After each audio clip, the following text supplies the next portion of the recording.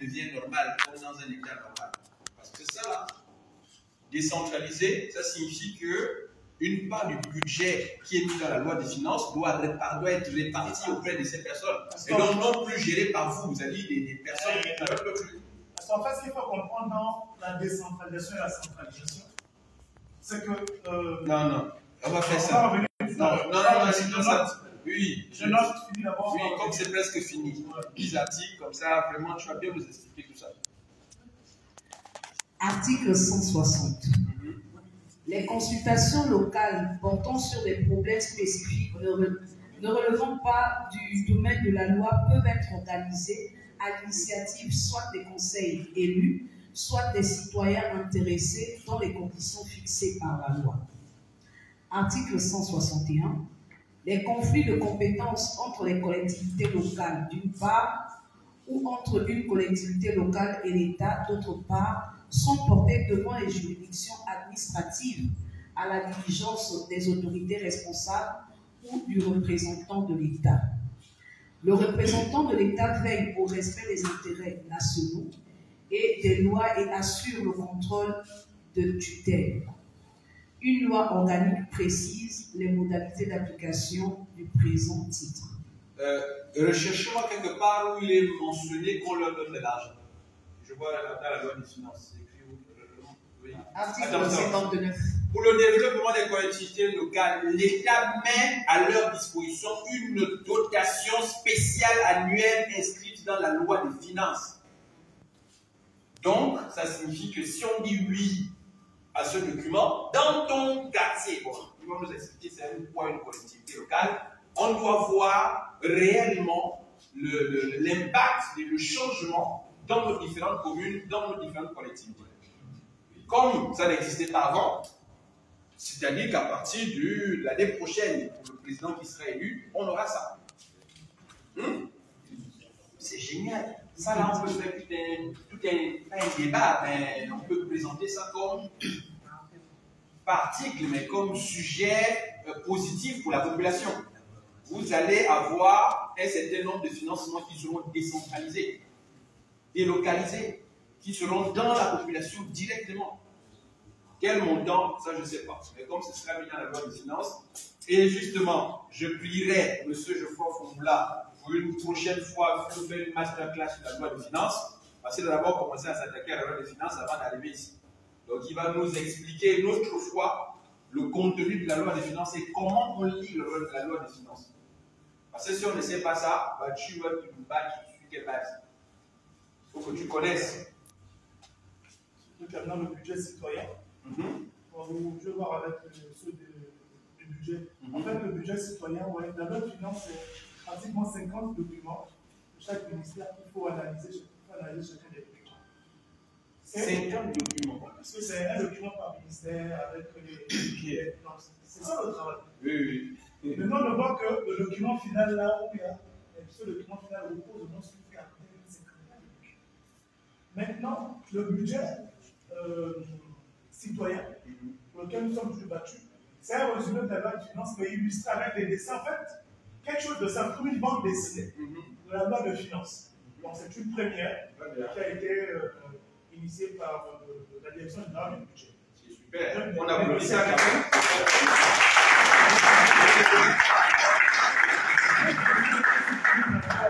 Un peu plus d'exemplaires. Donc, nous avons déjà M. Geoffroy qui va nous faire une formation sur la loi de finances. On applaudit.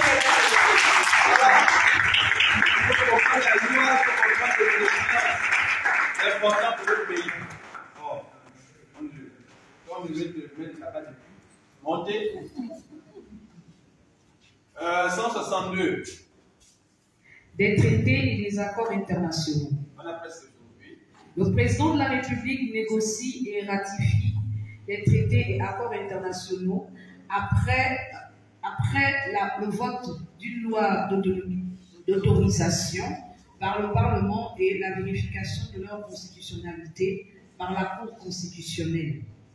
Il dénonce les traités et accords internationaux.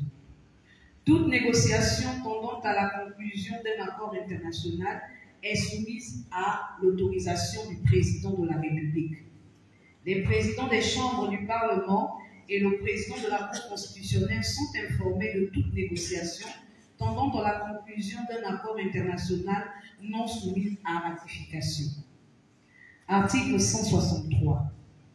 Justement, arrête sur l'image, ça c'est des questions, ça me rappelle. On a parlé de l'homosexualité hier, et il faudra nous expliquer quand on a une loi qui vient de l'étranger, ça passe par qui? En lisant le document hier, on s'est rendu compte que c'est la Cour constitutionnelle.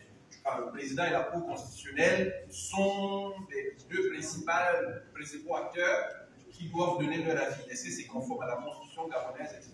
Tu peux nous réexpliquer ça? En fait, quand on nous impose quelque chose et comment on fait pour accepter ou rejeter?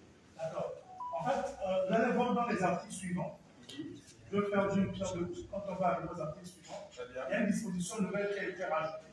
Un pouvoir supplémentaire qui a été donné au Parlement. En ce sens que le Parlement, il suffit qu'un dixième des députés ne soit pas d'accord avec un accord, que cet accord soit mis à la poubelle en attendant la prochaine révision de la Constitution.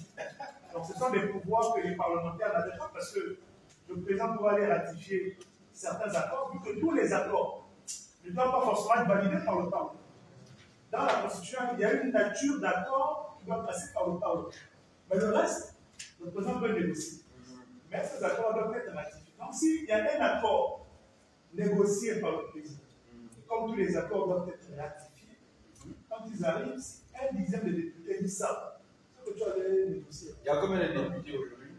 Bon, là, c'est la transition. Il y a quoi, 98? 98. Donc, s'il y a 10 députés qui disent on n'est pas d'accord, voilà, c'est bien. Applaudissez le président.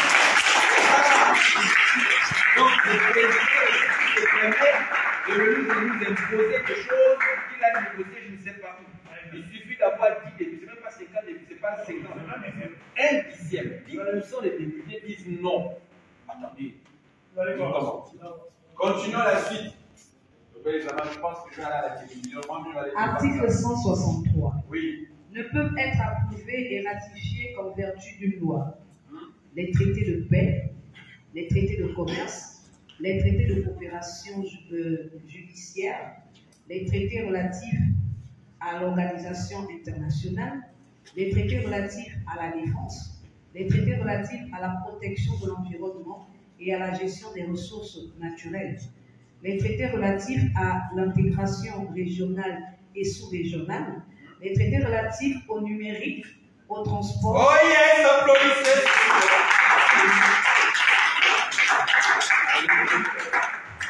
Les traités relatifs au numérique, au transport, aux technologies de l'information et de la communication. Les traités engageant les finances de l'État. Les traités modifiant les dispositions de nature législative, les traités relatifs à l'état des personnes. Très bien. D'accord, juste pour revenir, si tu veux, Oui. en 1 minute, 2 minutes. Il faut dire ici, il y a des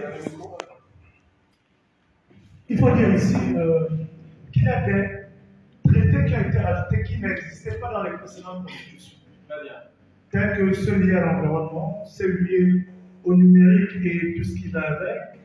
Je pense qu'il y avait également ceux liés à des personnes, la protection de l'environnement. Il y avait 4 ou 5 autres natures de traités qui ont été rajoutés. Pourquoi? Parce que l'État, dans le cadre de ces accords, sur le numérique par exemple, pouvait s'accorder avec un État sur les questions liées au numérique. Et ça n'engageait que. Et dorénavant, ce type d'accord doit passer par le Parlement, qui est la maison du peuple, pour que le Parlement donne son OK. Alors qu'avant, les traités de cette nature n'étaient pas dans la liste. Les traités qui doivent être approuvés par le Parlement. Soyons un peu plus concrets. Supposons qu'un pays tiers demande au Gabon de digitaliser son pays. Dans le passé, le Gabon pouvait signer avec cette entité, imaginons, je ne sais pas, Apple ou je ne sais pas qui, ou une entreprise chinoise, ils pouvaient venir sans passer par qui que ce soit, commencer à travailler directement. Or, on dit ici qu'à partir du moment où on dépasse 10 milliards de francs CFA, que le Parlement peut dire, hey, comment ça se passe, comment c'est possible que vous alliez prendre des développeurs à l'heure alors qu'on a des développeurs au Gabon. Donc, M. Geoffroy Foumoula prendra la parole à l'Assemblée nationale pour dire,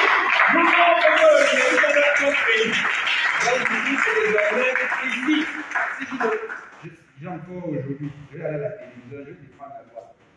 Est-ce que vous vous rendez compte de la puissance qu'on a? C'est-à-dire, c'est écrit dans la Constitution que notre pays n'a plus, enfin, le président ou n'importe qui n'a pas le droit d'aller négocier les choses et les imposer à la population. L'Assemblée nationale peut se lever et dire non. Tout simplement, y compris notre secteur à nous. Merci d'exister. Continuons. Aucun amendement n'est recevable à cette occasion. Les traités ne prennent effet qu'après avoir été régulièrement ratifiés et publiés. Nulle cession, nul échange, nulle adjonction de territoire n'est valable sans consultation préalable du peuple gabonais par voie de référendum. Article 164. La République gabonaise, soucieuse de réaliser l'unité africaine, peut conclure souverainement tout accord d'intégration sous-régionale ou régionale conformément aux articles 165 et 166 de la présente Constitution. Est-ce que, ici, pour moi, ma petite compréhension, si le gouvernement décide d'entrer dans une... bon, comme c'est déjà fait, on a déjà la CAC, on a la CEMAC, supposons qu'il y a un autre truc, là, ce n'est plus juste un accord entre le gouvernement et cette organisation. Si. Le Parlement rentre dedans ou pas? Voilà. C'est-à-dire le gouvernement ou l'État, l'exécutif va négocier pour rentrer par exemple dans une nouvelle communauté. C'est la négociation. Ils ont leurs accords. Mais il suffit qu'un dixième des députés se lèvent pour dire nous on ne veut pas rentrer là-bas, que l'accord est mis jusqu'à la prochaine révision de la Constitution. C'est-à-dire quoi là? C'est dans 100 ans, c'est dans 100 ans. Oh là là. Mais est-ce qu'ils peuvent redemander? Ils peuvent le redemander autant de fois. Et les 10 sont encore dit non.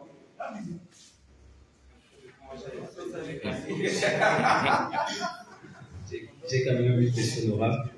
Et donc, éventuellement, je comprends le fait de parler les gens qui vont arriver à 16 de la paix, que les 1 dixième soient capables de diffuser un texte. Mais dans le cas de figure où le texte peut être bénéfique, est-ce que ça ne pose pas aussi problème? Parce que s'il faut attendre 100 ans, comme vous avez dit, pour quelque chose de bien, comme on l'a supposé. Voilà, comme on l'a supposé, de quelque chose de bénéfique, est-ce que ça ne pourrait pas nous desservir aussi? C'est une éventualité, c'est une possibilité. Si c'est quelque chose d'assez intéressant, je pense qu'il faut avoir d'autres mécanismes. Je pense que le Parlement dispose de suffisamment de dispositifs. Peut-être qu'on peut maintenant être à l'initiative. C'est-à-dire c'est eux qui vont réécrire tel qu'ils veulent et ensuite ils vont voir comment gérer avec les autres. En gros, là on est en train de se poser la question. Est-ce qu'on accepte que le Parlement, qui est la voix du peuple, soit capable d'intervenir en notre faveur ou même en défaveur à certains moments clés des décisions de notre pays? Déjà, moi, c'est plutôt ça la question. Est-ce que vous souhaitez que le Parlement, les 10% des députés là, soient capables de révoquer une décision d'un accord international ou quoi que ce soit? Est-ce que ça vous va ou pas? Ou est-ce que vous souhaitez que le président et le gouvernement soient tous seuls en train de décider? Oui ou non? Est-ce que vous souhaitez que le Parlement puisse souvent intervenir dans ce cas-là? Si vous êtes d'accord, levez la main. Donc vous êtes tous d'accord. Voilà. Mais dans le parti d'avant, il n'y avait pas ça. Le président décidait un point près. On continue. Il reste, je pense, Article 165. Si la Cour constitutionnelle saisie par le président de la République, le président de l'Assemblée nationale, le président du Sénat, 1/10 des députés ou 1/10 des sénateurs déclarent qu'un engagement international comporte une clause contraire à la Constitution, l'autorisation de le ratifier ne peut intervenir qu'après révision de la Constitution. Ça là, article 165, les petits mettez ça dans le cerveau. Article 165, tu es tranquillement à la maison. tu apprends quelque chose qui n'est pas bon. Et tu vois que les gens sont en train de vouloir décider. Tu peux encore te lever, aller négocier avec 10 députés, enfin 10% des députés, et leur dire, tonton, la population ne veut pas ça. Il faut parler sur une fois là avec les gens. Moi, j'essaie de traduire ça en français facile. Donc, on se constitue en groupe, on va voir 10% des députés ou des sénateurs, on leur dit, on n'est pas d'accord avec, par exemple, l'homosexualité. Je prends un exemple. Ok? Donc, on nous dit ici que si eux là, ils décident de donner un avis défavorable, bah, on arrête tout jusqu'à ce qu'on révise à nouveau la Constitution. Et comme ça va arriver dans 100 ans ou plus 100 ans, ça signifie que la chose ne se fera jamais. Est-ce qu'on est d'accord avec ce dispositif ou pas? Si tu es d'accord, lève la main. Bah, c'est adjugé. Applaudissez pour vous-même. Voilà. Et je vois pas vous expliquer aussi comment on peut saisir l'Assemblée nationale. C'est important. Je t'ai entendu dire ça dans les lives. J'ai envie de savoir si nous ici, on n'est pas d'accord, l'Assemblée est en train de valider les choses, on peut encore les arrêter. Ou bien, on peut utiliser la mesure forte aussi, on les menace avec le fusil, 10 députés. On a vu celui-ci. Article 166. Les traités ou accords régulièrement ratifiés ont, dès leur application, une autorité supérieure à celle des lois, sous réserve pour chaque accord ou traité de son application par l'autre partie. Je n'ai pas compris, papa. Non, mais c'est-à-dire que dans les normes, en matière d'hierarchie de normes, les traités ont une valeur supérieure aux lois. C'est-à-dire, nous, par exemple, l'Union africaine. Réexplique pour les mortels. Une loi, c'est quoi? Les lois, c'est ce que nous prenons comme décision qui s'impose à tout le monde au niveau national. Très bien. D'accord? Ça, c'est nous. Les députés ont pris une décision qui est le portrait général. Ça peut être tout le monde. Maintenant, le traité, c'est l'engagement du pays avec soit un autre pays ou une organisation internationale. Là, on peut parler par exemple des accords, c'est d'écouter souvent les accords bilatéraux, multilatéraux. Les accords bilatéraux, c'est entre un pays et un autre. Multilatéraux, c'est entre un pays et une communauté qui a plusieurs autres pays. Par exemple, un accord entre le Gabon et la France avec l'AFD, par exemple, c'est un accord bilatéral. Mais quand le Gabon va chercher l'argent auprès du FMI, comme le FMI est composé de plusieurs pays, ça devient un accord multilatéral. Donc c'est ça. C'est-à-dire que les accords internationaux qui peuvent être souvent multilatéraux ont une valeur plus importante que la loi que nous prenons à notre niveau. Bon, en fait, c'est un principe qui est tout à fait logique. Ok. Mais est-ce que c'est pas aussi une façon, bon, même tous les pistes que le président peut avoir dans son... pour dire, bon, si on me refuse une loi, bah, je l'amène au niveau du traité. À condition que les 10 députés en question là soient muselés quelque part et qu'ils ne soient pas là. C'est la seule question. Ok. C'est la peine de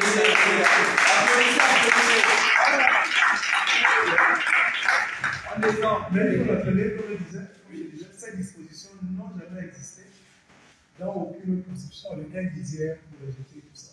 C'est nouveau. Mais moi, j'avoue que je suis un peu déçu. Je suis déçu par les gens qui ont écrit cette constitution. Parce qu'ils auraient dû aller sur toutes les chaînes de télévision et expliquer le contenu de ça aux gens. Parce qu'on a des débats sur les réseaux sociaux et les gens pensent vraiment qu'on avait fait ça pour le président Oligui. Des trucs aussi, pas simple, mais je pense qu'on lit quand même, on essaie de comprendre, c'est 70% qu'on comprend, c'est accessible. C'est tellement bien que nous, on vend qu'il y a des choses qui sont anormales dessus. Je ne comprends pas ça. Ils auraient dû, quand ils ont fini d'écrire, commencer aussi à communiquer sur chaque article. Ça nous a pris quoi là? C'est une semaine d'explication. On n'est pas de la loi. C'est pas bien. Ils auraient dû communiquer dessus, franchement. Continue. Titre X de la révision de la Constitution. Article 167. Je vais te dire un peu. L'initiative de la révision appartient concurrentiellement au président de la République et aux membres du Parlement. Toute proposition de révision doit être déposée au bureau de l'Assemblée nationale par au moins un tiers des députés ou au bureau du Sénat par au moins un tiers des sénateurs. Tout projet ou toute proposition de révision de la Constitution ainsi que tout amendement irrélatif est soumis au contrôle de la Cour constitutionnelle quant à la régularité de la procédure et de l'objet de la révision avant le référendum ou la réunion de Parlement en congrès. Et après le référendum encore, continue. C'est ici révise deux choses. Je pense qu'on sera plus ou moins là. Non, peut-être en 2200. On sera plus là. Est-ce qu'on va encore réviser la Constitution? Parce que réviser la Constitution, en général, ce sont des gens qui veulent devenir président pour ajouter des choses chez nous. Oui. Du coup, honorable, moi j'aimerais bien savoir quels sont les dispositifs qui aujourd'hui pourraient nous emmener à réviser ce document. Je vais passer la parole à la fin. Il reste 2 articles. Parce qu'on note ça quand même. Comme il reste 2, je passe après une bonne fois. Ok? Maman, continue. La révision de la Constitution est acquise par référendum. Toutefois, le président de la République peut décider à son initiative ou à la demande de la majorité des membres de l'Assemblée nationale ou du Sénat, la Cour constitutionnelle, consulter le recours à la voie parlementaire pour l'adoption du projet ou de la proposition de révision. Dans ce cas, le projet ou la proposition de révision doit être voté respectivement par l'Assemblée nationale et par le Sénat en des termes identiques avant d'être soumis pour adoption au Parlement réuni en Congrès. Une majorité qualifiée de 2 tiers des membres composant le Congrès est requise pour l'adoption du projet ou de la proposition de révision de la Constitution. Non, attends. On est en train de nous dire qu'on peut réviser cette Constitution. Oui. Comme dans tout, la révision est un mécanisme naturel. La révision se fait par 2 moyens, soit le référendum, soit la voie parlementaire. Dans tous les pays du monde, je prends un cas simple. Comme on a dit en matière d'accords internationaux, si par exemple il y a un accord international qui a été rejeté par le Parlement et il est rejeté par le Parlement et un dixième, du fait par exemple qu'il ne figure pas dans la liste des accords internationaux devant être ratifiés. On est dans une situation où on ne rejette pas parce que l'accord n'est pas bon. Mais on rejette parce que, par exemple, il ne figure pas dans la liste des accords devant être ratifiés, comme on a vu tout à l'heure, même si l'accord est bon. Donc, dans ce cas de figure, un peu comme ça se passe en France. Il faut actualiser. On n'a pas besoin encore d'organiser un référendum sur une question de traité. Donc, on passe par la voie parlementaire et à la majorité. L'article, la Constitution est modifiée pour insérer cette disposition. Ok, donc il faut le noter quand même. Dans quelles conditions, effectivement, on peut changer la Constitution, on peut modifier la Constitution. Parce que pour moi, c'était la base, la fondation, quelque chose qui ne bouge pas. Ou si elle bouge, c'est peut-être, est-ce qu'on peut la changer à vitam aeternam? Tout le temps, chaque mois, on modifie. Non, peut-être chaque mois, c'est trop dire. Mais une Constitution est appelée à être modifiée, c'est partout dans le monde. La Constitution américaine a 7 articles, a connu 27 amendements. Sous la 5e République en France, on a 25 modifications. Pourquoi? Je prends un cas simple. Imaginons jusqu'à présent, notre Constitution ne prenait pas en compte les aspects du numérique. Or, depuis une dizaine d'années, le numérique devient vraiment important. Quelle est l'incidence que le numérique ne soit pas pris en compte dans la Constitution? On aura des difficultés à prendre des lois. Pour contrôler ces lois, ce qui s'est passé aujourd'hui, c'est qu'on passait sous la couverture de la communication. Et la communication n'est pas le numérique. Donc il fallait d'abord faire reconnaître le numérique dans la Constitution, que tout le reste. Et la reconnaissance du numérique va permettre justement d'avoir des lois où, par exemple, les créateurs de contenu numérique auront un statut. Ce statut leur permettra de se considérer comme étant des professionnels qui pourront aller cotiser à la CNSS, préparer leur retraite en vivant de ce métier. Ils auront un cap CNAMGS plus comme Gabonais économiquement faible, mais parce qu'ils auront un statut en tant que professionnels du numérique. À partir de cette constitution. À partir juste de la reconnaissance du numérique, juste le mot numérique dans la Constitution, ça induit tout ce qu'il y a comme développement, les lois, les arrêtés, ainsi de suite, pour maintenant clarifier et donner du contenu à tous ceux qui sont dans le secteur du numérique, au nombre desquels, par exemple, on peut arriver maintenant à des avantages fiscaux, parce qu'on a du matériel qui coûte cher, ainsi de suite. Donc il y a tout ça. Mais tout ça a été difficile à obtenir. Parce que ce n'était pas mentionné. Donc on contournait, passant par la communication, alors que la communication n'est pas le numérique.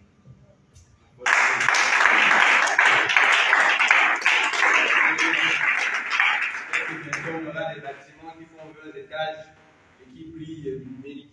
Là, c'est super. Continue. Article 168. 168. La révision de la Constitution ne peut être entamée ou achevée les 12 mois précédant une élection politique, en cas d'empêchement temporaire du président de la République, en cas d'intérim de la présidence de la République, en cas de secours au pouvoir, en cas de recours au pouvoir de crise de l'article 62 ci-dessus, ou d'atteinte à l'intégrité du territoire dûment constatée. Pendant la période qui sépare la proclamation des résultats de l'élection présidentielle du début d'un mandat présidentiel. Article 169. Ne peut faire l'objet d'aucune révision.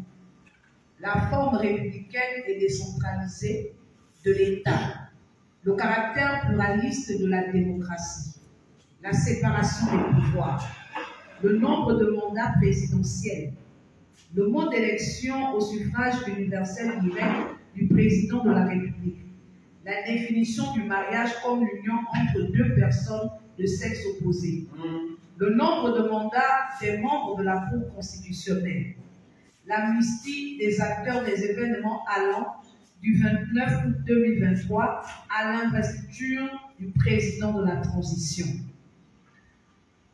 Texte. Alors, attends. Ne peut faire l'objet d'aucune révision. C'est-à-dire qu'on ne peut pas toucher quoi? Donc, la forme républicaine et décentralisée de l'État. Pardon, papa, ça veut dire quoi? Le Gabon, la forme républicaine et décentralisée de l'État. Le Gabon est une république. La forme républicaine sous-entend qu'on ne doit pas faire du Gabon, par exemple, une monarchie, un royaume, ainsi de suite. Le caractère décentralisation de l'État s'entend aussi par le fait que, là, par exemple, on a des gouvernorats, on a des préfectures, on a l'État qui n'est pas centralisé, décentralisé en différents pouvoirs, exécutifs, législatifs, judiciaires. On peut pas en faire un bloc, un noyau composé d'individus. Dans un royaume, en gros, sur des sectes généralisés qui pilotent tout. On a suivi les films. Le roi, c'est lui qui fait là, puis il prend la loi, il juge. Donc, le caractère pluraliste de la démocratie. Le caractère pluraliste de la démocratie. Je pense que là, il faut en fait, dans le préambule, dans la démocratie qui est participative et pluraliste. Le caractère pluraliste, en fait, ici, concerne les acteurs politiques, qui ne sont pas que les partis politiques. Parce qu'on peut avoir les partis politiques. Et on peut avoir des indépendants, qui sont aussi des acteurs politiques. Alors qu'avant, c'était le caractère multipartite. C'est-à-dire que les partis qui avaient le droit de parole. Là, maintenant, on dit pluraliste, on a les partis politiques et les non-politiques. Ce qui sous-entend qu'une démocratie qui tient compte de toutes les sensibilités, ce qui n'était pas le cas d'avant, on ne doit pas modifier ça pour revenir à l'ancienne démocratie avec les partis politiques. Ensuite, ok. Donc, ça veut dire quoi pour l'enfant qui est assis là-bas? Ça a bien compris. Monopartisme. C'était à l'époque de. Voilà. Avant 1990. Avec un seul parti politique qui existait. Ensuite, en 1993, il y a eu multiparti socialiste. Plusieurs personnes peuvent créer leur parti politique. Maintenant, là, on rajoute le côté pluraliste. Il n'y a plus que les partis politiques dedans. On a aussi ceux qui n'ont pas de parti politique, mais qui sont des acteurs. Et là, le caractère pluraliste, on peut également entendre la société civile et autres.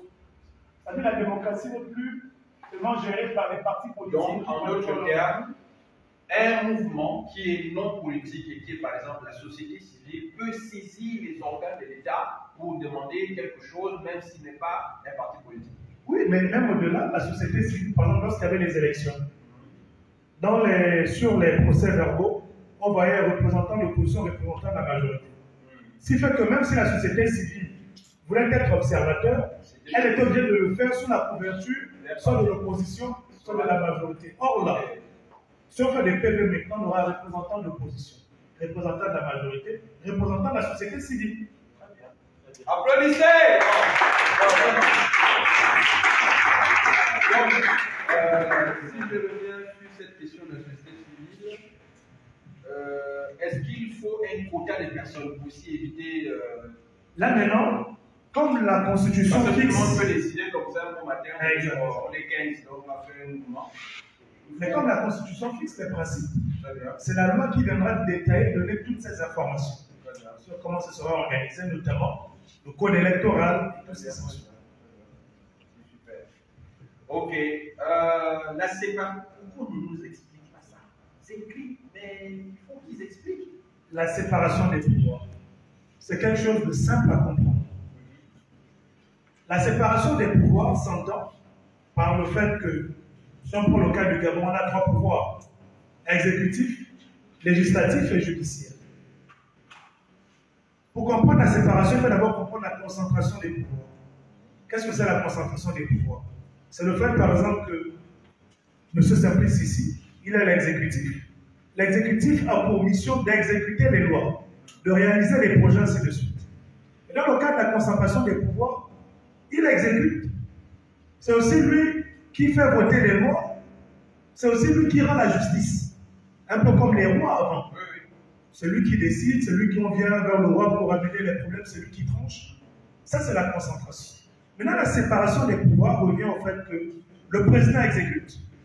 Quand on voit le président de la République, il n'est pas au Parlement quand les parlementaires votent les lois. Ce sont les parlementaires seuls qui votent les lois. Et quand le juge rend la justice, ce n'est pas le président ou bien un parlementaire qui va s'asseoir à la place du juge pour rendre la justice. Donc chacun fait son travail. Le problème maintenant, c'est la communication entre les pouvoirs, et c'est là où on parle de l'équilibre des pouvoirs. En vérité, quand les gens disent qu'il n'y a pas de séparation de pouvoirs, on parle en vérité de l'équilibre des pouvoirs. Parce que personne ne peut vous montrer que le président, par exemple, il exécute, c'est lui qui vote les lois et c'est lui qui rend la justice. Tous sont le roi, c'est pas possible, c'est bel et bien séparé.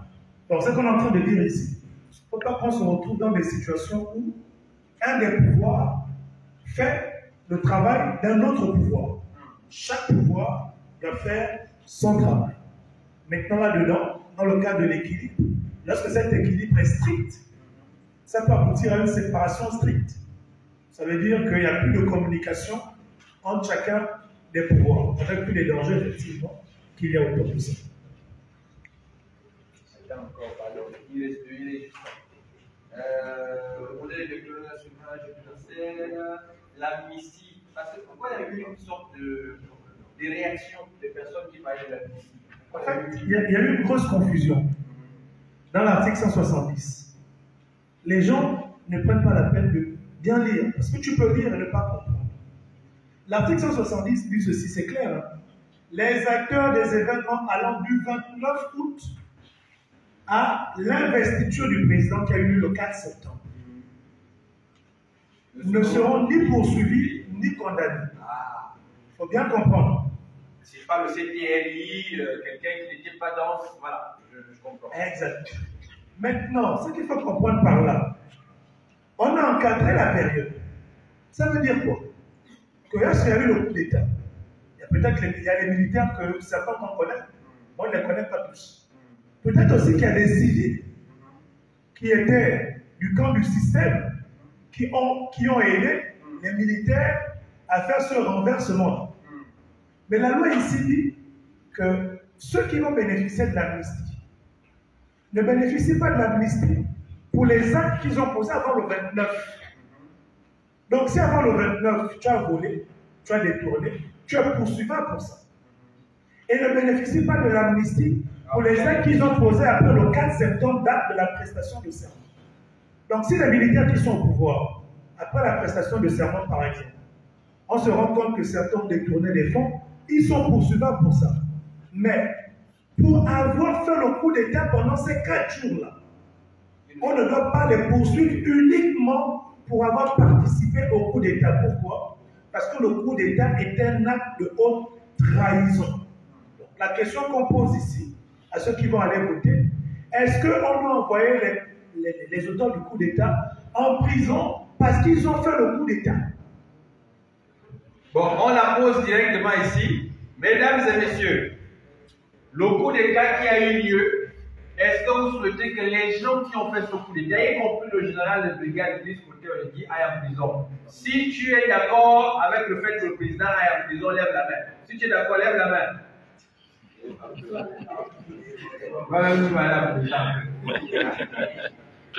Donc, est-ce qu'on accepte que pendant cette période, ces 4 jours, disons même 1 mois, allez, soyons larges, que tous ces 4 jours, voilà, 4 jours, restons dans la Constitution, les 4 jours en question, qu'est-ce que soit ce qu'ils ont fait pendant la période, est-ce qu'on ferme les yeux? Si tu es d'accord avec moi, lève la main. Non, parce que tu es assis comme ça. Non, je ne pas la question. Est-ce que la Constitution nous dit que pendant 4 jours, ok, il y a eu un coup d'État? Et quand il y a un coup d'État, il y a forcément des trahisons, il y a un tas de choses, etc., etc. Quel que soit ce qu'on va découvrir, pendant les 4 jours, même si c'est mis aux yeux de tout le monde, on accepte que personne n'ira en prison. Est-ce qu'on est tous d'accord? On lève la main. Voilà. Donc, le général, il n'a pas en prison, je ne sais pas tout. Mais il vient de nous dire quelque chose d'important. Sachez qu'il y a eu aussi des personnes de la société civile qui ne sont pas des... Voilà, c'est monsieur tout le monde, qui auraient pu donner une clé importante pour ce coup d'État. Si cette personne est découverte, elle ne doit pas aller en prison.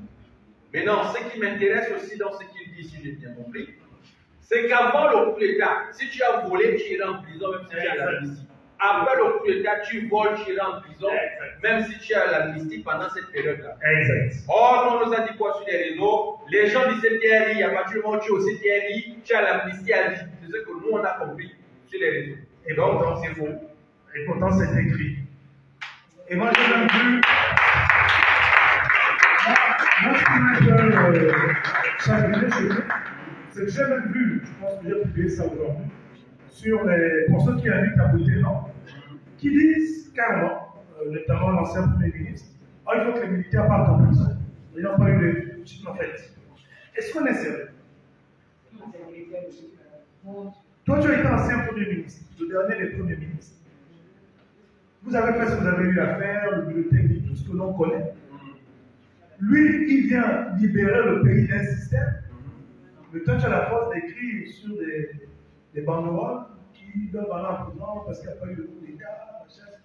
Mais bon. Et vous avez beaucoup de jeunes derrière parce qu'ils sont très connectés numériques sur des pages qui sont très populaires, que vous aimez suivre, des non-âges qui finissent à 2h, 3h du matin, qui ne cherchent pas à comprendre ce qui est écrit, mais qui suivent.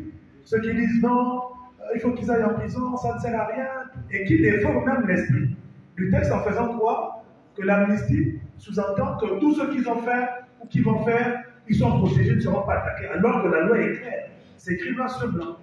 Les acteurs des événements allant, les gens des réseaux sociaux là, les acteurs des événements allant du 29 août 2023 à l'investiture du président de la transition ne seront ni poursuivis ni condamnés. Quand on était à l'école, on a fait ce qu'on appelle les intervalles. C'est-à-dire il y a un début qui commence ici et un autre qui se termine le 4 septembre. Donc tout ce qui a été fait là-dedans n'est pas condamnable. Avant et après, bon, semaine. Avant et après c'est condamnable. Maintenant, ce qu'il dit sur les réseaux, c'est que le CTRI, moi c'est ce que j'ai même entendu, que le CTRI a une amnistie internationale et alors que dans le deuxième alinéa, comme tu vois, le premier alinéa a fixé le principe et nous pose la question, est-ce qu'on doit envoyer en prison, oui ou non?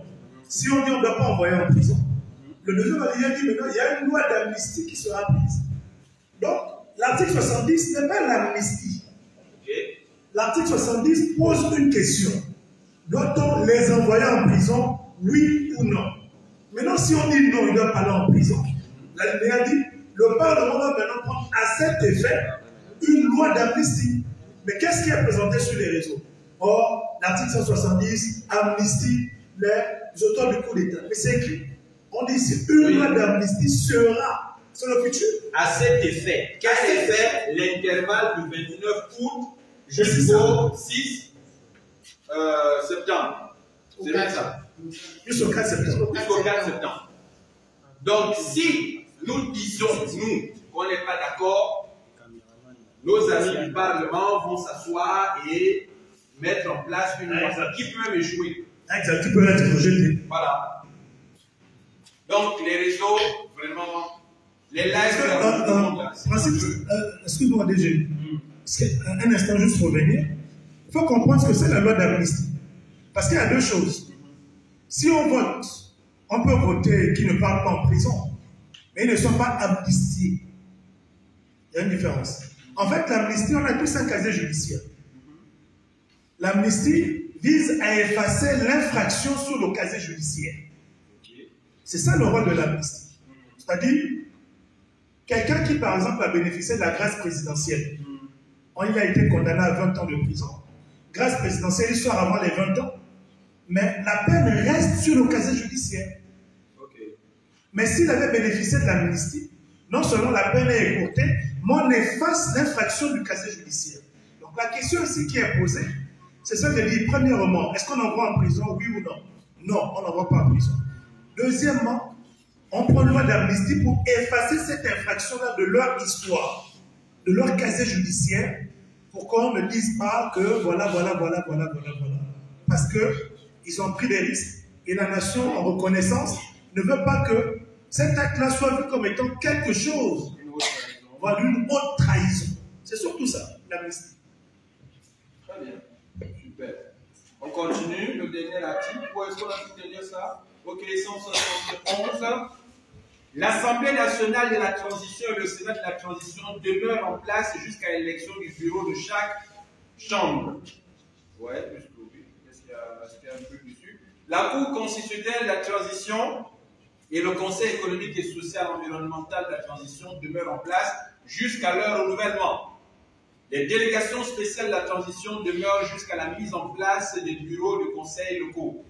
Les dispositions de l'article 76, alinéa 6 de la présente Constitution ne s'appliquent pas aux premières élections législatives et sénatoriales post-transition.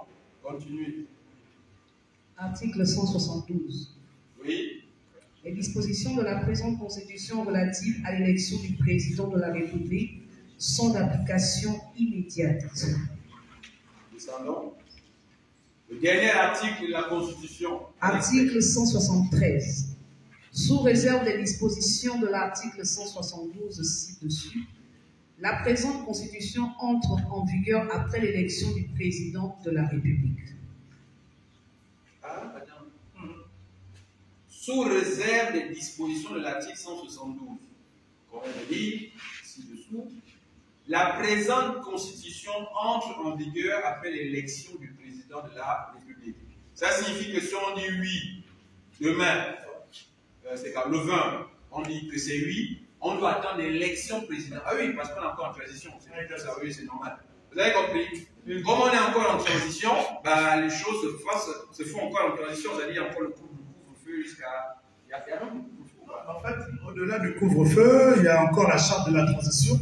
Ce qu'il faut comprendre, c'est qu'on a l'ordre constitutionnel et l'ordre non constitutionnel qui est la transition. Or, l'ordre constitutionnel commence par l'élection du président. Là, il devient celui qui a été élu et choisi. élu doit fonctionner maintenant en fonction de la Constitution. Or là, si on permet à ce que quelqu'un qui n'est pas élu fonctionne déjà la transition en fonction d'une Constitution qui encadre l'ordre constitutionnel, laquelle Constitution ne reconnaît pas les coups d'État, c'est incompatible. C'est normal. Mesdames et messieurs, nous sommes au terme de la lecture des 172 articles de la nouvelle Constitution. Merci de vous lever, s'il vous plaît, et d'applaudir cette nouvelle Constitution. Merci beaucoup. Merci. Donc, nous allons passer à une étape cruciale et importante, celle de M. Geoffroy, qui va nous donner une analyse globale et avec les questions de nos amis ici, qui, ma foi, sont très intéressés par le sujet, et nous ferons un petit tour de table rapidement. Donc, il reste 1 heure, pas plus, à l'honorable. Donc, on va dire, est-ce que tu prends d'abord les questions ou tu le déroules? Ok. Donc, enchaînons pour les questions. Merci beaucoup, honorable. Vous savez, on profite du fait que vous soyez là pour justement essayer de comprendre toutes ces choses-là. Donc, moi, la première chose, c'était sur la partie collectivité locale. Du coup, lorsqu'on dit est-ce qu'on peut revenir à l'article? Les articles 150 et quelques. Voilà, donc on parlait de décentralisation et on parlait de loi de finances. Ici, quand on parle de collectivité, à qui est-ce que s'adressent ces finances? Est-ce que c'est aux communes? Est-ce que c'est aux départements? Et ainsi de suite. D'accord. Ok. En fait, la collectivité locale, en langage simple, a 2 identités. On a les mairies, qui sont les mairies de communes ou les mairies d'arrondissement, et on a les conseils départementaux. Les collectivités locales. Collectif, local. Maintenant, avant cette constitution, jusqu'à présent, elle demeure centralisée. Ça veut dire quoi? Qu'elle dépend du ministère de l'Intérieur. Depuis que le Gabon a été créé, leurs actions dépendent du ministère de l'Intérieur. En gros, elles ne peuvent rien faire sans l'accord du ministère de l'Intérieur. Maintenant, la décentralisation telle qu'elle est présentée ici pour la première fois depuis que le Gabon est république vise à sortir les mairies et les départements du contrôle du ministère de l'Intérieur pour qu'elles deviennent indépendantes. C'est pour cela que dans ce sens, on sort aussi leur budget du ministère de l'Intérieur pour dire qu'une dotation spéciale sera accordée aux collectivités locales afin qu'elles deviennent autonomes. Il y a une autre disposition, on dit que les collectivités sont les personnes morales de droit public créées par la loi, elles peuvent modifier ce qu'on appelle les conseils intéressés dans les conditions fixées par la loi. D'accord. On peut descendre l'article 157. Voilà, c'est ce qu'on est en train maintenant de lire. Dans la présente constitution, la dernière de 2023, il n'y avait qu'un seul article des collectivités locales. Donc là, il y en a peut-être 6 ou 7 qui détaillent. L'article 57 vous dit que les collectivités locales s'administrent librement par les conseils élus. On peut devenir conseil local dans son département, dans une mairie, dans un arrondissement, à partir de 18 ans. Donc pour vous, qui voulez par exemple défendre la question du numérique, si on a beaucoup de conseillers locaux de rénovation dans ces mairies décentralisées, ce sont les conseillers locaux qui votent le budget de la collectivité. Donc si ces conseillers locaux décident que dans leur arrondissement ou dans leur département, il faut que 5% du budget soit alloué au programme numérique, ce sera inscrit et le programme numérique va se développer. Mais pour y arriver, il faut qu'il y ait des conseillers locaux qui portent à cœur la question du numérique. C'est ça qui est dit ici, que là, s'administre librement par les conseils élus, donc les conseillers locaux, dans les conditions prévues par la loi, ainsi de suite. On descend. Dans la mise en œuvre de la décentralisation, tout transfert de compétences entre l'État et les collectivités locales s'accompagne de l'attribution de ressources équivalentes à celles qui étaient consacrées à leur exercice. Ça veut dire quoi? bien comprendre. Transfert de compétences de l'État aux collectivités locales qui doivent s'accompagner des ressources qui étaient allouées. Comme je vous ai dit, à l'État, aux collectivités locales. C'est ça la décentralisation. Comme c'est le ministère de l'Intérieur qui centralisait la gestion des collectivités locales et leur budget, la loi dit maintenant dans le cadre de la décentralisation, le volet administratif, le volet financier, vous devez renvoyer ça à chaque collectivité locale proportionnellement à ce que vous gérez au niveau du ministère pour la collectivité locale, afin qu'elle-même puisse maintenant s'auto-gérer. On dit quoi après? Toute création ou extension de compétences ayant pour conséquence d'augmenter les dépenses des collectivités locales est accompagnée de ressources déterminées par la loi. La loi prévoit, ça c'est la partie que j'ai le plus aimé, prévoit des dispositifs de péréquation. D'équilibre. Ça veut dire, puisqu'elles seront dorénavant décentralisées. Donc, selon la richesse produite dans chaque collectivité, elles n'auront pas le même poids. La loi dit ici à travers la péréquation que la collectivité qui gagne plus doit redistribuer à ceux qui n'ont pas de richesse pour essayer de maintenir une certaine équité entre les collectivités. C'est ça la péréquation.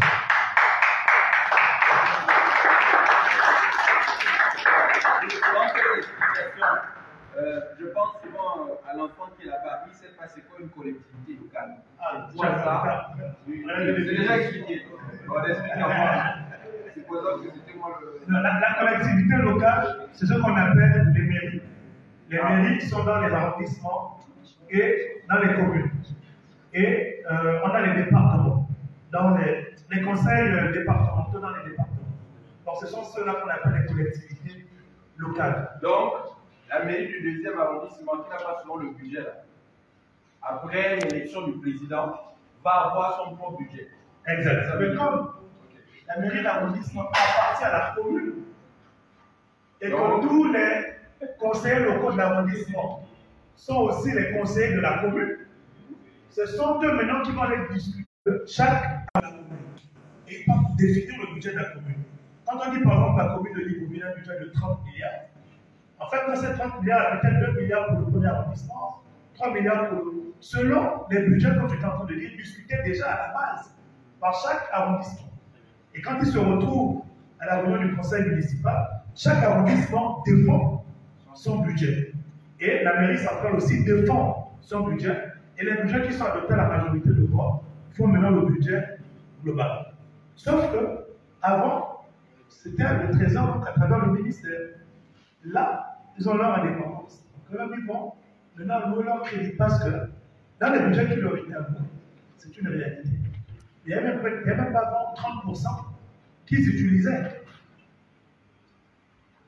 Or là, ils auront l'opportunité directement d'engager. Alors, les collectivités locales ont vocation à prendre des décisions pour l'instant. On peut descendre, il y a un article important que je voulais descendre. Pour le développement des collectivités, l'État met à leur disposition, l'État met à leur disposition une dotation spéciale inscrite dans la loi de finances. Comme on dirait, ils auront maintenant leur ligne pour les collectivités locales. Avant, c'était noyé dans le budget du ministère de l'Intérieur. Est-ce que c'est une ligne détaillée ou pour le cas de Libreville, est-ce que ça va être une ligne de la mairie centrale ou est-ce qu'on peut décentraliser? Je pense qu'on aura une ligne.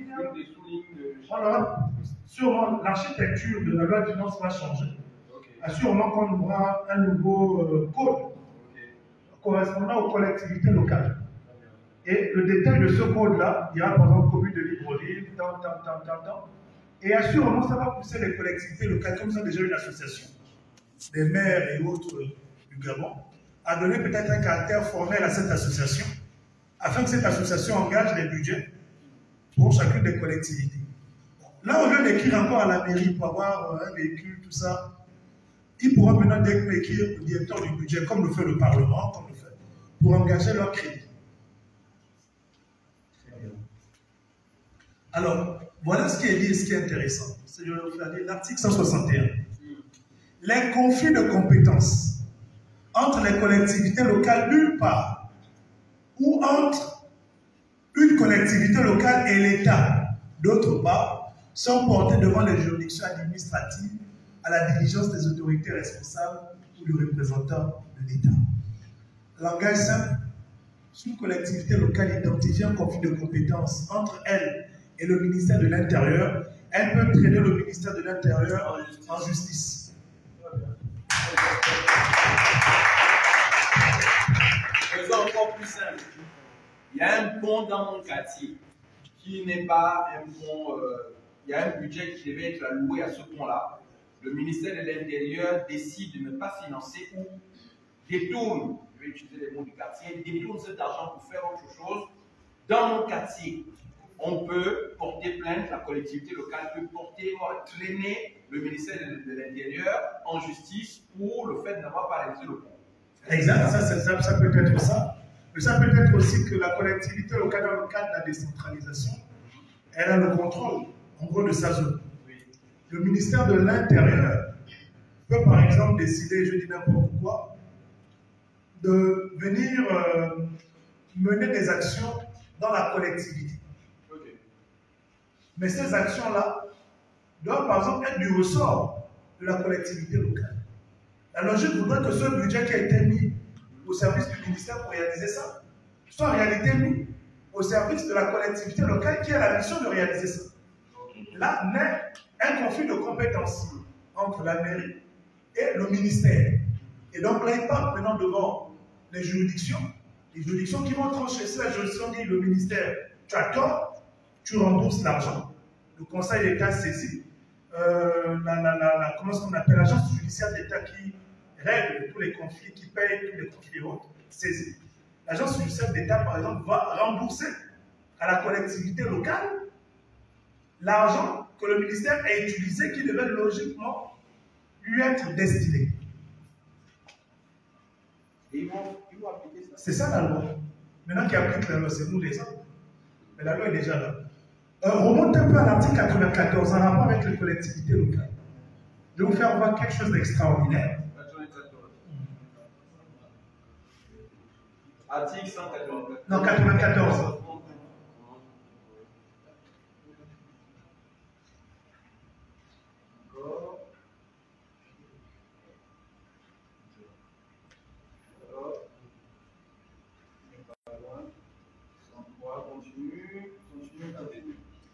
Il est presque. Voilà. Ok, remonte. Attends, je regarde parce que. Redescends s'il te plaît. Je vais regarder. Planification. Voir. Ok, monte légèrement. Remonte légèrement. Doucement. Le régime de la propriété. Ok, remonte. Le régime. Ok, doucement. Le statut général. Un instant. Voilà. Le statut de la fonction publique locale. En fait, les agents qu'on appelle agents municipaux ne sont pas en réalité des agents municipaux. Ceux qui travaillent dans la mairie, qui sont des fonctionnaires de l'administration générale qui sont détachés à la mairie.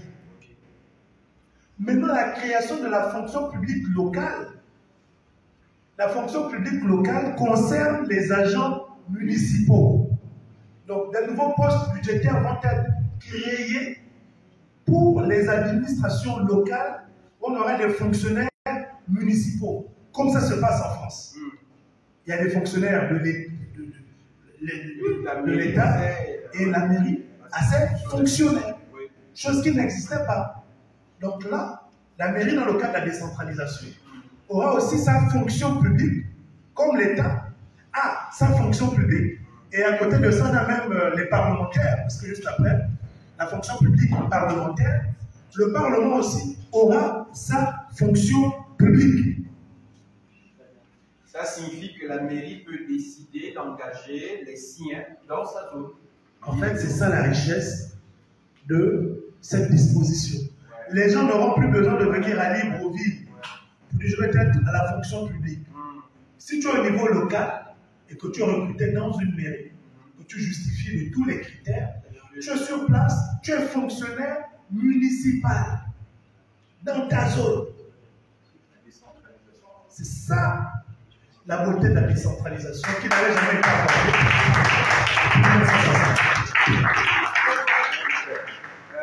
Excuse-moi de vous poser directement une question. Est-ce que c'est lié à la fonction? Est-ce que c'est l'agent municipal en question? On va prendre un exemple, la voirie. Quelqu'un qui travaille à la voirie, qui est pris en tant que fonctionnaire municipal, est-ce qu'il est rattaché à la fonction publique générale du pays? Non. Non. Et c'est pourquoi ils auront leur statut. Ils auront un statut. Parce que la fonction publique générale du pays, c'est le statut du fonctionnaire, de l'État. Là, on a le statut du fonctionnaire de la collectivité locale. On aura le statut du fonctionnaire du Parlement. En fait, c'est comme l'OS qui est aux États-Unis. Comme tu as vu, il y a la police municipale. Voilà, la police municipale américaine. Ok, très bien. C'est pas mal. Et ce qui est intéressant, c'est que ça va ouvrir la perspective de nouvelles formations. Parce qu'on ne forme pas à ce jour dans l'administration locale. Tu es temporairement devenu maire, il te prend au quartier. Et puis voilà. Tu es fonctionnaire de l'administration générale. Donc, comme tu as des bons rapports avec le ministre te nomme secrétaire général de la mairie. Alors que tu es financier ou bien tu ne faisais rien, tu ne connais rien de l'administration locale. Parce que l'administration locale est un métier. On en a fait ici juste des nominations politiques. Mais c'est un métier. L'agent municipal est un métier. Apprendre à remplir les actes de naissance, à coller des termes, à gérer les informations. Ce qu'il faut comprendre en fait avec les collectivités locales. Ce n'est pas juste signer les papiers et délivrer les actes de naissance. Les collectivités locales ont pour mission aussi de construire des centres de loisirs, des espaces de jeu, de ceci, de cela. Toi, tu sais comment ça se passe en France. C'est ça le rôle que l'on veut maintenant donner à la collectivité locale. C'est ça son rôle. Très bien. Merci beaucoup, merci beaucoup, honorable. Tout le monde a le droit de poser des questions. Moi, j'ai encore 3 ou 4, mais bon, ça va être un peu lourd. Je vais revenir un peu sur la séparation du pouvoir, parce que je pense que c'est très important. Vous l'avez bien signifié que éventuellement on a le législatif, l'exécutif et le judiciaire, et qu'elles interviennent dans les intangibilités justement pour éviter qu'on ait une concentration et qu'on ait un certain équilibre de pouvoir. Et ça, c'est très bien. Et par contre, est-ce que dans cette feuille de route-là, il y a des mécanismes qui nous permettent d'éviter que les pouvoirs se fassent peut-être influencer?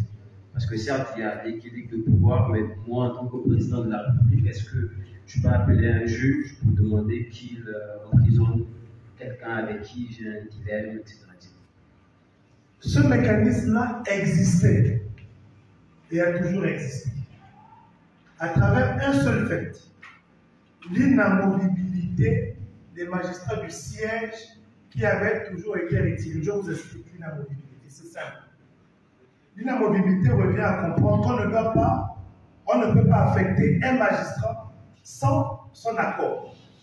Or, ça avait été retiré de la Constitution depuis des décennies. Ce qui fait que, Max, tu es là, on t'a confié un dossier. Tu fais correctement ton travail. Tout à coup, on t'appelle pour te dire, Max, le dossier là, ferme les yeux. Toi, tu dis, non, moi, je viens faire mon travail. Max, on t'a parlé une fois, ferme les yeux. Oh, moi, je suis un bon juge. Max, on t'a parlé, oh, et devant la télé, tu écoutes, Max est envoyé pour les Guibizza. Or là, ce qui se passe, c'est que ce ne sera plus possible. Parce qu'après des décennies, on a ramené au pouvoir judiciaire l'inamovibilité des magistrats du siège. Donc, dans la même situation, Max, on t'a avisé au fait comme vous voulez. Max, on t'a avisé au fait comme vous voulez. Mais non. En voyant Max à Moulengi Binza, il y a l'inamovibilité. Il faut qu'on aille déposer le document à Max qui signe qu'il est d'accord dans la Moulengi Binza. C'est ce que fait maintenant et ce que dit aujourd'hui la Constitution. Ce qui fait que les magistrats n'auront plus la pression. La deuxième pression, c'est que depuis que le Gabon est république, on n'avait jamais accordé l'autonomie financière aux magistrats.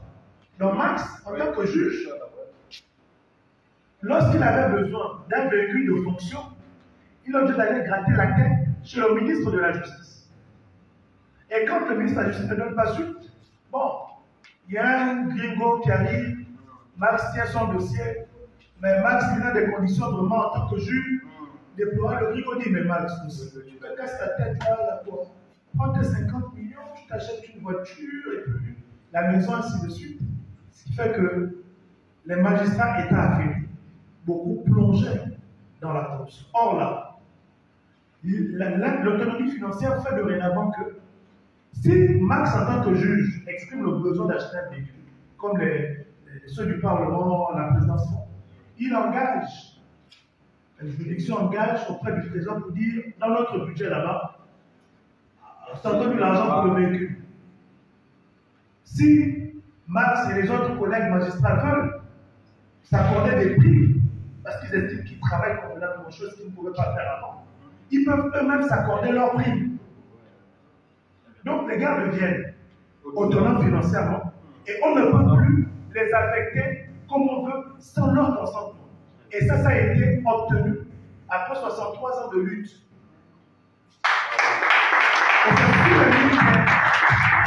Si les politiques pendant 63 ans ont révisé la Constitution, ils ont écrit 4 fois la Constitution.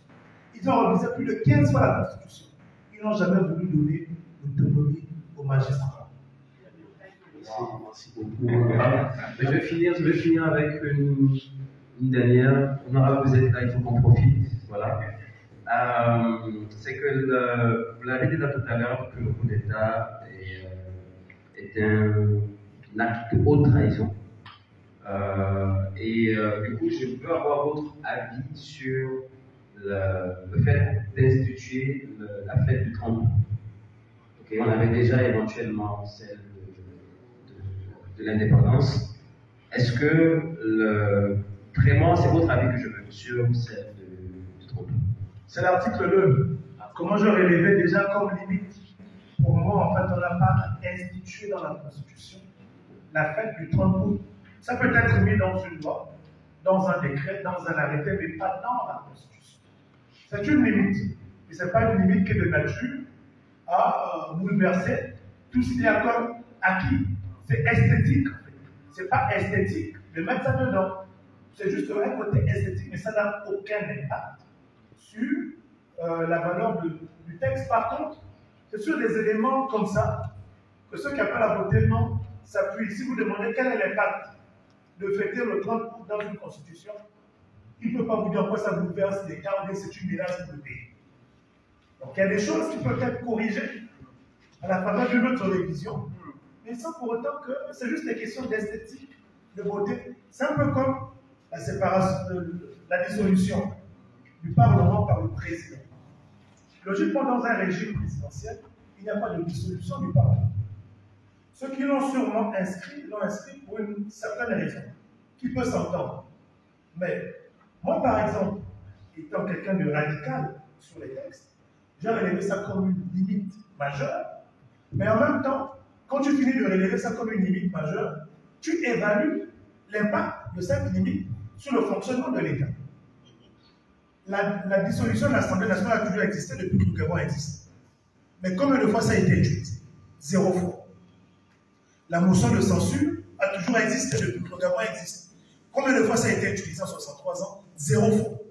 Donc pour moi, ce n'est pas un dispositif qui est de nature à perturber le fonctionnement, parce que ça n'a jamais été utilisé. Surtout même que, dans la même Constitution, on dit, ça ne peut être utilisé qu'une seule fois, premièrement, et ne peut être utilisé une seule fois qu'après 2 ans, après que les députés soient rentrés en fonction. Donc pendant 2 ans, on ne peut pas dissoudre l'Assemblée. Ailleurs, c'est au bout d'une année qu'on peut dissoudre, mais ici, on a dit pendant 2 ans. Les mêmes parlementaires peuvent demander un référendum pour enlever les histoires de fête du 30 août, machin, tout ce qui est peu esthétique. C'est comme ça qu'il faut qu'on contradire. Merci beaucoup. Merci beaucoup. D'autres questions? Oui, rapidement. Il nous reste moins de 30 minutes.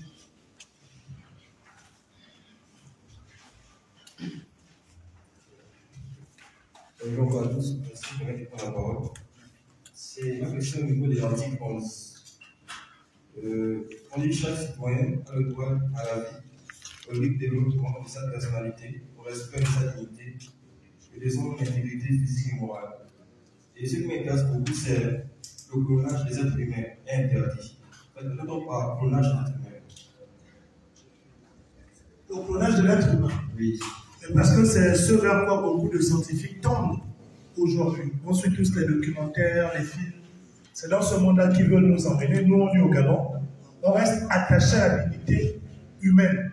Il n'y a pas les histoires que non, bon, moi je suis mort, après on va prendre mes os, 100 ans, après on dit non, bon, comme Geoffroy, il était un acteur civique assez engagé, on va aller prendre ses os pour essayer de reproduire, faire de la manipulation génétique pour reproduire un autre Geoffroy. C'est ça en fait le clonage. Et nous, on ne veut pas de ces pratiques-là. Mais à travers le clonage, on peut élargir également, on a parlé de clonage humain, mais ça peut nous amener aussi au clonage des animaux, des fruits, à travers ce que tu connais, ce qu'on appelle les organismes OGM, oui, génétiquement modifiés. On peut aussi profiter de ça pour étendre l'interdiction de la commercialisation, de la production des produits qui sont génétiquement modifiés au Gabon. Merci. Mais j'ai une préoccupation. Et ce n'est pas tant ce ici, mais c'était par rapport. Il y a un fait qui s'est produit le plus souvent.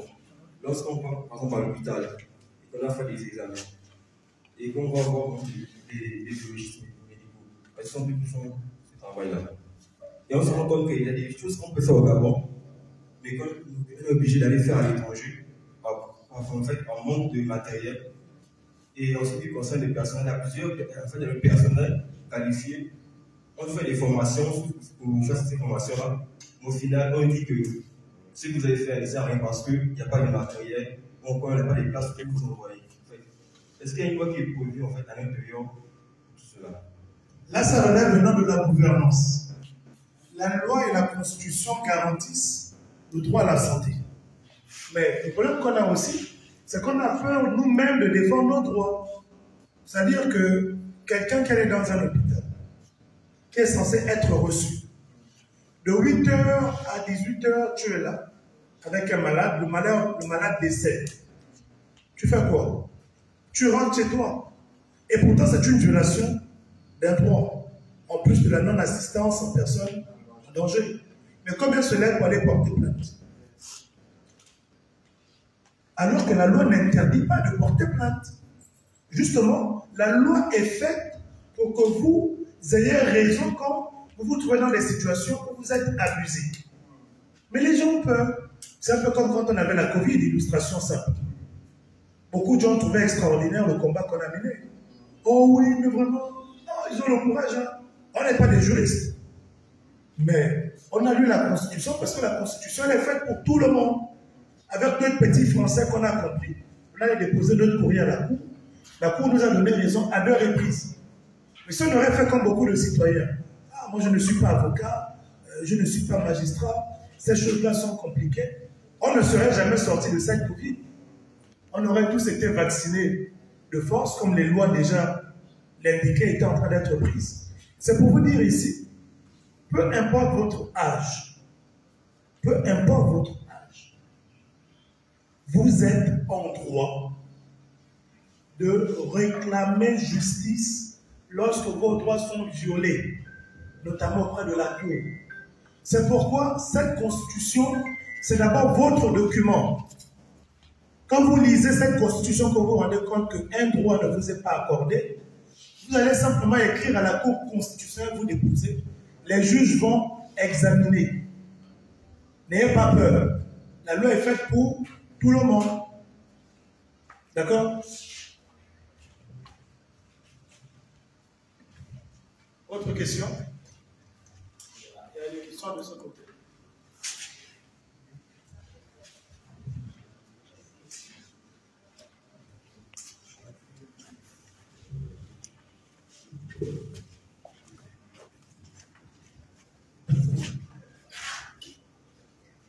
Merci, monsieur l'honorable Geoffroy Fougoula. Je suis Alexandre Loyaba, ancienne étudiante à l'Université Ouagadougou. Je vais m'appesantir sur la question de l'emploi. Après l'obtention de mon master à l'UOB, j'ai fait 2 ans, pas d'emploi. Et là, dans l'article 36, on dit que l'État garantit à tous les citoyens légaux accès aux emplois et services publics sous distinction de sexe, d'apparence, ethnique, politique, religieuse ou idéologique. Bon, pour ma part, l'État n'a pas bien pris la peine d'étudier un peu les différents aspects concernant un peu les difficultés que les gens peuvent avoir après l'obtention de leur diplôme. Donc j'aimerais un peu savoir, est-ce que l'État vraiment, avec cette loi, ils ont bien réfléchi avant de mettre cet article en fait? Parce que jusqu'à présent, il y a encore beaucoup qui sont sans emploi et c'est une situation vraiment très délicate. Merci. D'accord, super, très bonne question. L'État garantit l'égal accès. Égal accès. Ce qui sous-entend que s'il y a un emploi, s'il y a 10 000 personnes qui postulent cet emploi, il faut que les dossiers soient analysés de la même façon pour retenir le meilleur de tous. C'est ça l'égal accès. L'égal accès ne s'entend pas par le fait que je suis diplômé et l'État doit me trouver le travail. Non.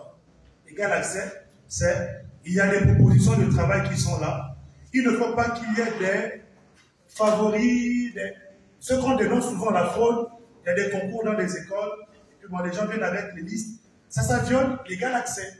C'est pourquoi certains, par exemple, qui ont passé les concours, vous avez vu, l'ENS, tout ça, ont saisi la cour et se sont plaints. Parce que le principe d'égal accès a été violé. Mais ce qu'il faut retenir aussi au niveau de l'emploi, et c'est la valeur ajoutée de cette constitution, c'est que pour la première fois, cette constitution garantit l'égal accès à l'emploi pour les personnes vivant avec un handicap. Ça n'existait dans aucune constitution avant. Quelle est l'incidence si on adopte le projet de constitution et qu'on adopte ce principe-là? C'est que dorénavant, dans toutes les administrations et toutes les entreprises, il faut prévoir un quota pour les personnes vivant avec un handicap. Alors qu'avant, ce n'était pas une obligation. L'autre aspect lié au travail qui a été garanti, c'est le salaire équitable qui n'a jamais existé dans une constitution. Parce qu'il y a une différence entre le salaire et la rémunération.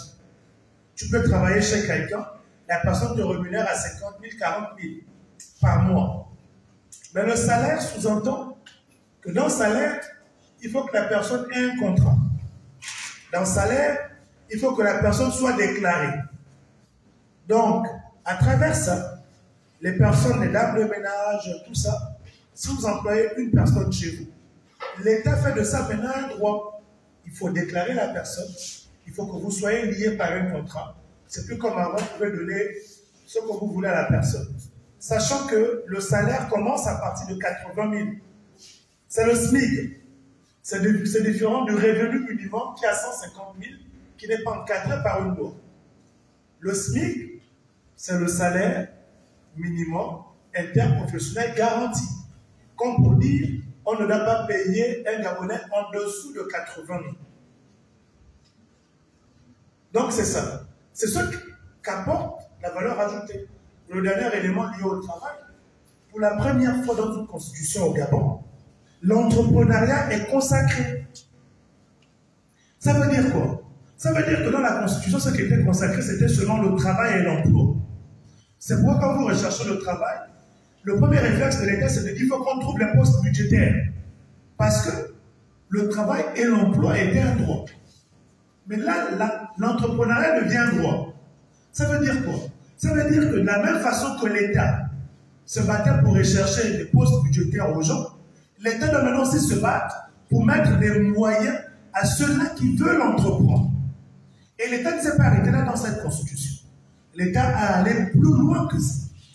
Dans les anciennes constitutions, l'État avait la souveraineté sur les richesses du sol et du sous-sol. Comment tu t'appelles? Prénom. Ouais. David. C'est-à-dire qu'avant, dans les anciennes constitutions, si on trouve dans le village de David le pétrole sous sa maison, comme l'État était souverain sur les richesses du sol et du sous-sol, l'État ne discute pas avec toi. L'État affirme son caractère souverain. On rase ta maison, on rase tout, on t'indemnise un peu, on vient exploiter la richesse sans rien te donner. L'État n'est pas obligé. Mais là, dans cette constitution, pour la première fois depuis 1963, depuis 1960, depuis 63 ans, l'État s'est retiré, a retiré sa souveraineté pour la donner maintenant au peuple. C'est maintenant le peuple qui est souverain sur les richesses du sol et du sous-sol. Ça donne quoi? Ça donne que dans le même cas de figure, David, si on vient trouver des richesses chez toi, l'État ne viendra plus raser. L'État va d'abord discuter avec toi.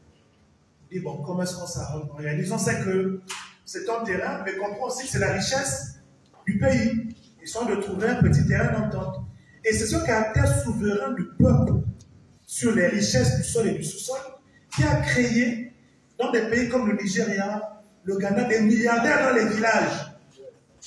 Donc l'idée de cette constitution, c'est de faire en sorte que dans nos villages où on a des richesses, les gens ne soient plus obligés de venir en ville, mais qu'ils bénéficient directement des ressources, qu'ils deviennent des milliardaires dans leur village, chose qui n'existait pas avant. Oui. Bonjour, honorable. Bonjour. Madame Ova, vice-présidente de la Biodiversité technique de Bikini. Et fervente, comment je peux dire ça, celle qui soutient et qui se bat pour la culture gabonaise, notamment le problème des Aoussa au Gabon. Alors moi j'ai une question et vraiment vous allez m'excuser. Ma question elle est très triste parce que j'ai eu une situation au niveau du lycée technique de Bikélé où des enfants ont été incarcérés pendant 4 jours, maltraités. Et lorsque je lis la Constitution, la proposition de Constitution, on me dit dans le chapitre 1 des droits et libertés fondamentaux, je cite, toute personne, toute forme de torture, de peine ou de traitement cruel, inhumain ou dégradant sont interdits. Ensuite, je remonte, il y a un chapitre 2 des valeurs. Et je vois ici la République gabonaise, article 9. La République gabonaise affirme les valeurs suivantes. Le respect de la dignité humaine. Alors, moi, je voudrais poser une question. Est-ce que l'ancienne constitution de 91 mettait effectivement en exergue la dignité humaine? Et lorsqu'on dit ça interdit, pourquoi nous retrouvons toujours des forces de l'ordre ou encore des procureurs, parce que nous sommes allés jusqu'au tribunal avec des élèves, et le procureur a déclaré, je cite, « Vous êtes ici parce que vous portez du kaki bleu ». Alors moi, je voudrais savoir, qu'est-ce qui nous garantit effectivement que la loi de 91, la Constitution, avait cela, et pourquoi jusqu'à présent ce n'est pas respecté? C'est d'abord la première question. Je vais rapidement répondre, mais là, ça dépend toujours aussi de notre compréhension de l'environnement juridique. Je m'explique. Mais vous savez que vous, en tant que citoyen, si un magistrat ne rend pas correctement sa décision, vous pouvez porter plainte au magistrat. Bien sûr. Parce qu'il y a le secrétariat permanent du Conseil supérieur de la magistrature. Moi, j'ai déjà accompagné des citoyens dans cette procédure-là. Le secrétariat est situé à Glace.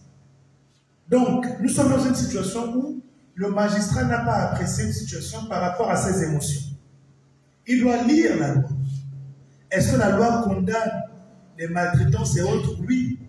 Qu'il aime le kaki bleu ou non, ce n'est pas son problème. Il applique la loi. Et quand il rend une décision qui n'est pas conforme à la loi, vous pouvez faire constater ça par votre huissier de justice que vous allez prendre.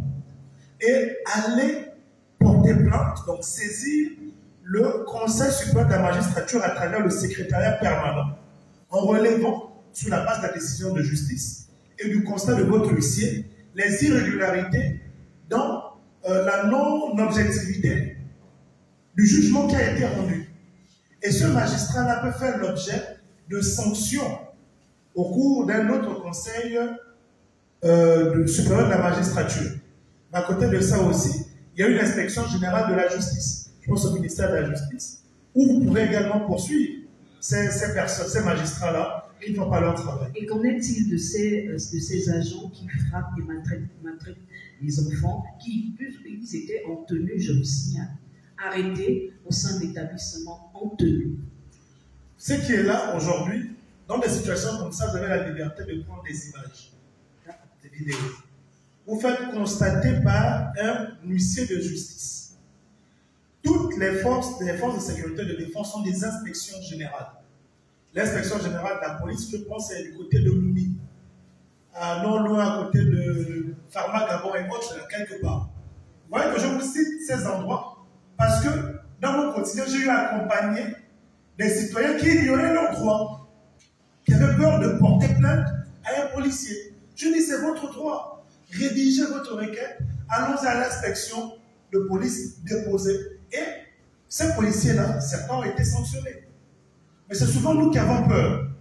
On se dit non, c'est le policier. Non, c'est votre droit et il y a des canons. Ce qu'il ne faut par contre pas faire, c'est que votre raison se transforme en tort.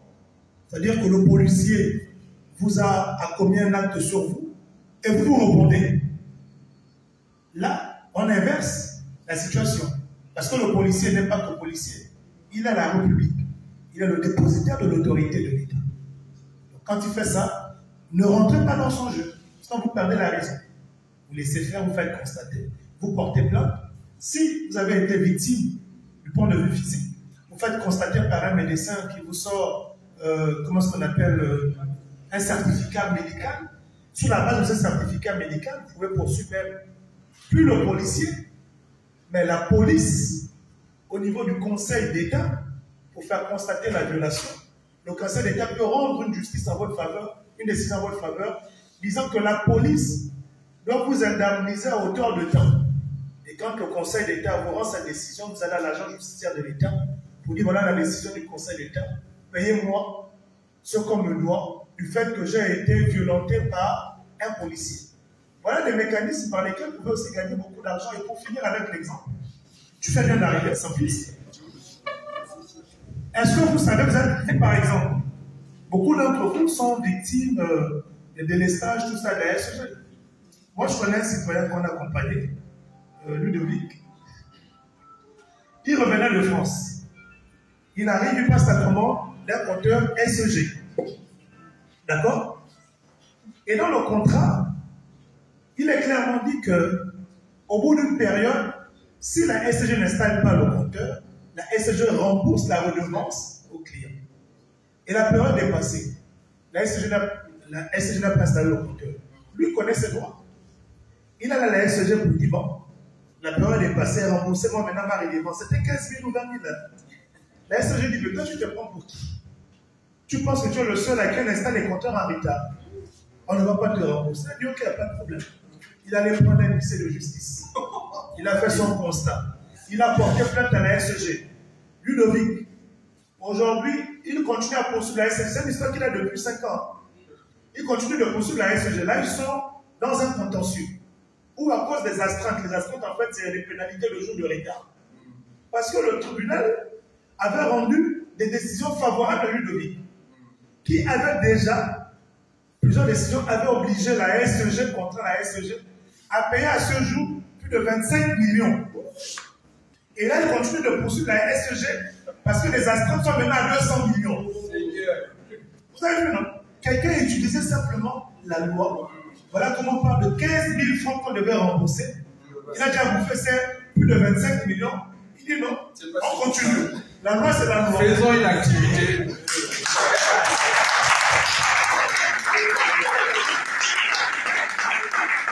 Incroyable. C'est moi qui suis avec lui dans le cadre du copie citoyen.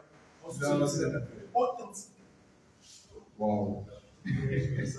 Oui. On va prendre 2 dernières questions, s'il vous plaît. Oui, allez-y, monsieur. Bonjour. Bonjour. C'est ma question.